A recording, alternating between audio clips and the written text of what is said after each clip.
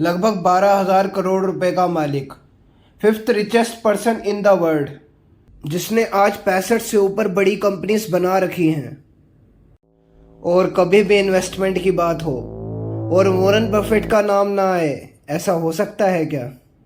लेकिन Warren Buffett भी आपकी और मेरी तरह कंफर्ट जोन में रहकर आसानी से एवरेज लाइफ जी सकते थे।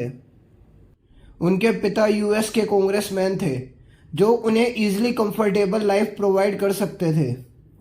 लेकिन जहां दूसरे बच्चे खेलने में बिजी रहते थे, वहां 7 साल की उम्र में ही वॉरेन बफेट पब्लिक लाइब्रेरी में जाके पैसे कमाने के नए नए तरीके ढूंढते रहते थे। 10 साल की उम्र से पहले ही वॉरेन बफेट ने बहुत सारे बिजनेस शुरू कर दिए थे, जैसे कि chewing gum, door to door magazine और कोका कोला बोटल्स बेचने के बिजनेस। अगर 10 साल का बच्चा ये कर सकता है तो हम तो फिर भी काफ़ी बड़े और समझदार हैं। 11 साल की उम्र में ही वॉरेन बफेट ने अपनी पहली इन्वेस्टमेंट एक सिटी सर्विस नाम की कंपनी में कर दी थी। जब तक वॉरेन बफेट ने अपना कॉलेज ख़त्म किया, तब तक उनके पास आज के हिसाब से $1,12,000 की सेविंग थी।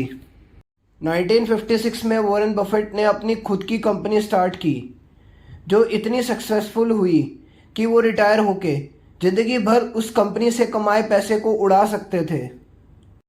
लेकिन वॉरेन बफेट काम करते रहे, क्योंकि काम करना उनका पैशन था। ऐसा नहीं है वॉरेन बफेट ने गलतियां नहीं की। 1962 में वॉरेन बफेट ने बार्कशायर हैथवे नामक कंपनी के शेयर खरीदे। हैथवे टेक्सटाइल बिजनेस में थी और बहुत गंदा परफॉर्म कर रही थी। वो एक के बाद एक अपनी मिल्स बेच रही थी ताकि वो अपने शेयर्स वापस खरीद कर कंपनी को बंद कर सके।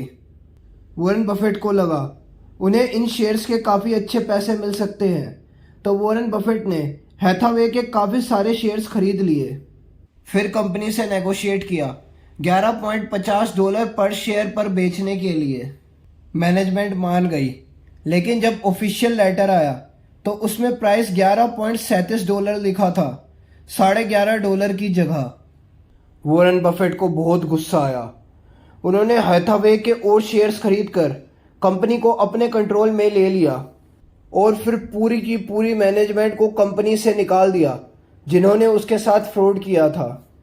उन्होंने एक बार कहा था, इमोशन इन्वेस्टर का सबसे बड़ा दुश्मन होता है, और उन्होंने गुस्से में आकर ये कंपनी खरीद कर गलती की। उन्होंने अपनी गलतियों से सीखा और उस समय जो कंपनी बंद होने वाली थी, उसे आज दुनिया की सबसे बड़ी कंपनियों में से एक बना के दिखाया।